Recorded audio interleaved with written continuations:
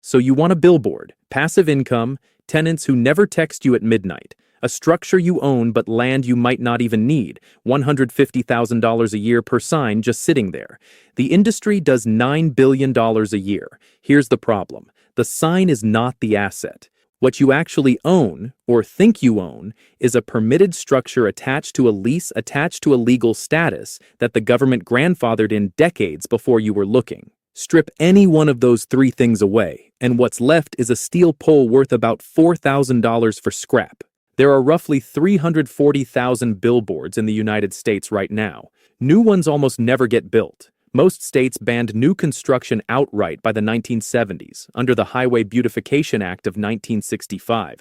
Lady Bird Johnson's project passed because the federal government threatened to pull highway funding from any state that didn't clean up its roadside advertising. The signs that exist today exist because they were already there. That's not a coincidence. That's the entire business. So let's talk about what it actually costs to get inside it. A single billboard face on a secondary highway in a mid-size market, not Times Square, not the Sunset Strip, something real, runs somewhere between $15,000 and $80,000 to acquire. That's the structure, the land lease, and the permit bundled together. You cannot buy them separately. In a primary market, the same package starts around $150,000 and runs well past $500,000 for a high-traffic face with a strong existing tenant. Digital conversions, swapping the static face for an LED display that rotates ads every 8 seconds, cost an additional $100,000 to $250,000 per face, on top of acquisition. Here's what doesn't appear in that price.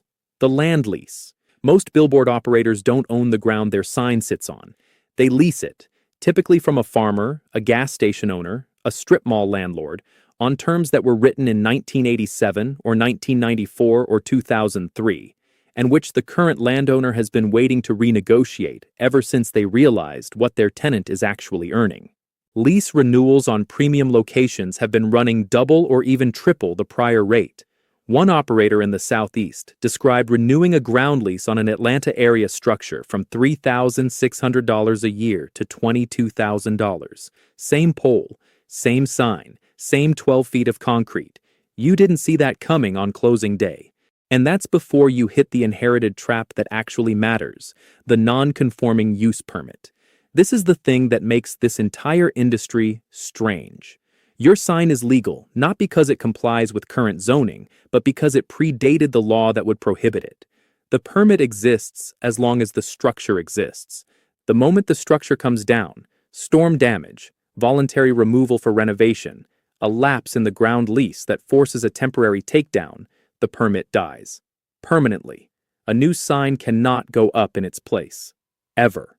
You don't own a billboard. You own a permit disguised as a billboard. Now, the money.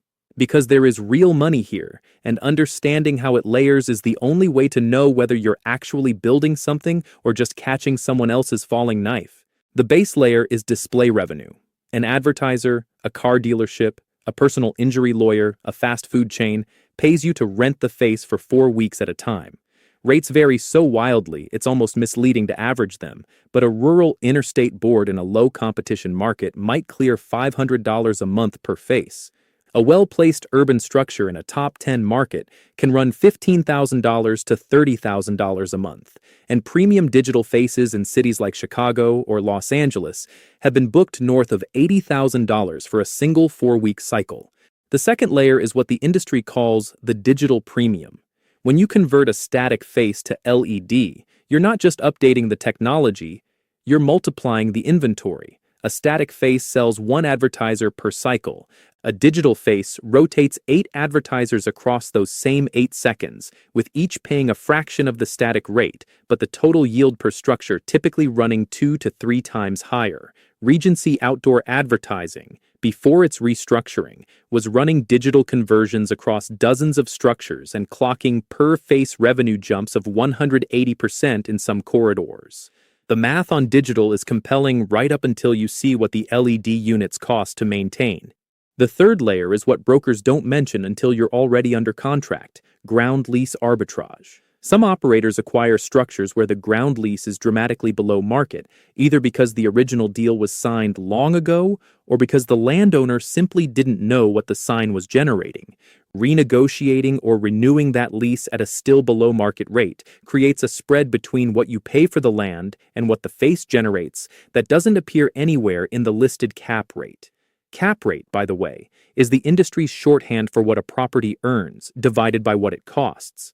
A 7% cap rate on a $200,000 structure means it throws off $14,000 a year. Finding a 5% cap you can push to an 11 through lease restructuring is where operators actually make their money. The fourth layer almost nobody prices in at the start: easement and air rights income. Some billboard locations, particularly in dense urban corridors, sit on or adjacent to property where the sign itself has become a negotiating chip. Developers who want to build next to or above a permitted structure sometimes pay the billboard operator to relocate or modify the sign rather than fight the permit in court. Those relocation fees have run into the hundreds of thousands in high-density markets. It's not income you can count on, but it's real when it arrives. Here's the cost structure that makes all of that income harder to keep than it looks. Labor, first. A small operator running 10 to 15 faces can manage with one part-time installer and a sales rep. At 50 structures, you need route drivers, a production crew, a sales team, and someone doing nothing but permit compliance and municipal relations. Staff costs for a 50-board operation run between $200,000 and $350,000 a year before you've touched a single structure. Second, maintenance. And this is where single-unit owners get educated fast. A vinyl poster panel has to be reprinted and replaced every 4 to 8 weeks per advertiser cycle. Materials run $200 to $600 per change depending on size and market. Multiply that by a 12-month calendar and a single face is consuming $2,400 to $7,200 a year just in substrate costs, yawn before installation labor. Digital boards look like they solve the substrate problem because they do. They replace it with a different one. LED modules fail. The diodes in an outdoor panel are rated for roughly 100,000 hours, but real-world exposure, temperature cycling, moisture, bird strike, vibration shortens that considerably. A full-face LED replacement on a standard 14 by 48-foot structure runs $40,000 to $80,000. Operators typically budget 1% of digital revenue per year for module replacement, which sounds conservative until a wet winter takes out 3 panels in 6 weeks. And here's the fragile mechanism at the center of all of this, the one that looks like a boring legal detail until it ends careers. Advertising spend is not a utility. It doesn't flow steadily regardless of economic conditions. It is one of the first line items that corporate marketing departments cut when a recession hits or when a major advertiser shifts budget to digital platforms. Outdoor advertising as a category lost roughly 26% of its revenue in 2009 alone. A static board with one tenant can go from $8,000 a month to zero in 30 days, with no notice requirement beyond whatever the contract specifies. And many legacy contracts specify 30 days. 30 days. The ground lease doesn't pause. The maintenance schedule doesn't pause. The loan on the LED conversion definitely doesn't pause. The occupancy rate is the metric every seller leads with. This face has run at 90% occupancy for the last 3 years. That number is real. It is also not the number that determines whether you survive a downturn.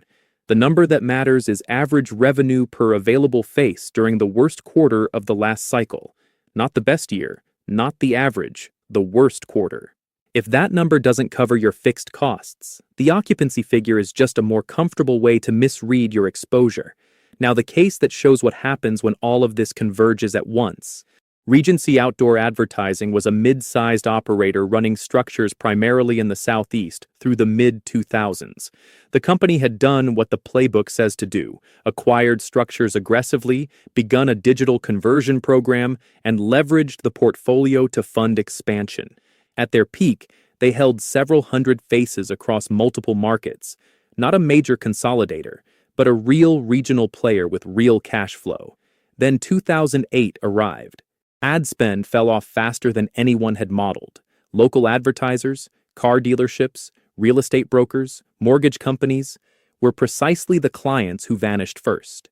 Regency's occupancy held better than you might expect through the first 2 quarters, which created a false sense of stability inside the company that made the third quarter collapse more damaging than it needed to be. Revenue on some corridors dropped 40% in a single quarter. The digital conversion debt didn't move, the ground leases didn't move, staff didn't move. What made Regency's situation specifically instructive wasn't the revenue decline. Every outdoor operator took that hit. It was the timing of their digital build-out. They had converted a significant portion of their highest-earning faces to LED in 2006 and 2007, right at the top of the ad market, borrowing at terms that assumed continued occupancy in the high 80s to low 90s.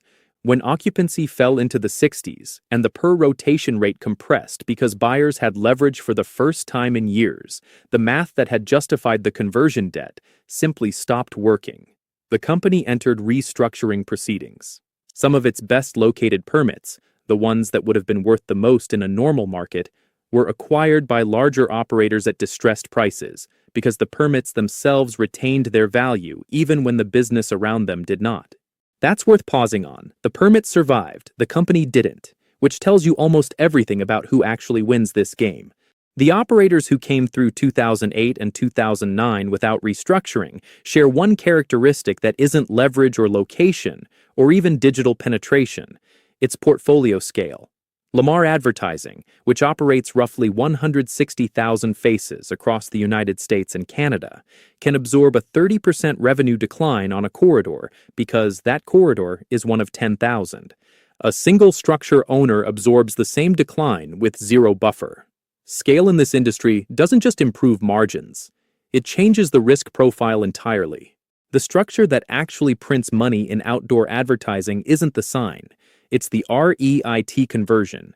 A REIT, a real estate investment trust, is a corporate structure that allows a company to pass most of its income directly to shareholders without paying corporate taxes, as long as it meets certain asset and income tests. Clear Channel Outdoor, now operating as Outfront Media, converted to REIT status in 2014. Lamar followed. The permits, treated as real property for REIT purposes, suddenly had a valuation framework that had nothing to do with quarterly ad revenue and everything to do with the scarcity of the underlying regulatory right. Institutional investors, pension funds, endowments, insurance companies could now hold outdoor advertising as a real estate position rather than a media position. That reframing changed who was willing to own it and at what price. The big three outdoor operators, Lamar, Outfront, and Clear Channel, collectively hold over 500,000 billboard faces globally. They are not in the advertising business. They are in the permit-holding business, and they collect rent from the ad industry as a consequence. So what does the math actually look like for a real buyer? Good year, single premium face, top 50 market, digital conversion already done, $180,000 in gross revenue, ground lease at $18,000, maintenance and module reserve at $12,000, debt service on the conversion at $22,000, net to the operator around $128,000, before tax. That's a real number on a real structure in a real year where nothing goes wrong. Bad year. Recession quarter. Anchor tenant pulls in week 2 of a 12-week contract. Replacement advertiser books at 60% of prior rate. One LED panel section fails in November. Gross revenue falls to $95,000. The panel repair runs $18,000 unbudgeted. Net drops to somewhere around $27,000. The fixed costs, lease, debt, insurance, didn't move. Only the income did. What determines which year you live in isn't your sales ability or your maintenance discipline. It's where your structure sits in the economic cycle on the day your anchor advertiser reviews their Q3 budget. That is a variable you cannot control and cannot fully hedge. The honest uncertainty in this picture is that outdoor advertising income is correlated, closely, historically, with the health of local retail and local real estate. When both of those are contracting simultaneously, every headline occupancy rate becomes a lagging indicator of a problem that is already inside your cash flow. What a billboard looks like from the road and what a billboard is from the inside are almost opposite things. From the road, it's passive, permanent, enviably simple. From the inside, it's a grandfathered government permit wrapped in a ground lease, wrapped in the ad budgets of businesses you will never control. All of it balanced on a steel pole that cannot come down without taking your license to operate with it. The best owners aren't selling ads. They're holding permits and charging the ad industry for access to a right the government stopped issuing before most of the buyers were born. The sign is not the asset, the permission is.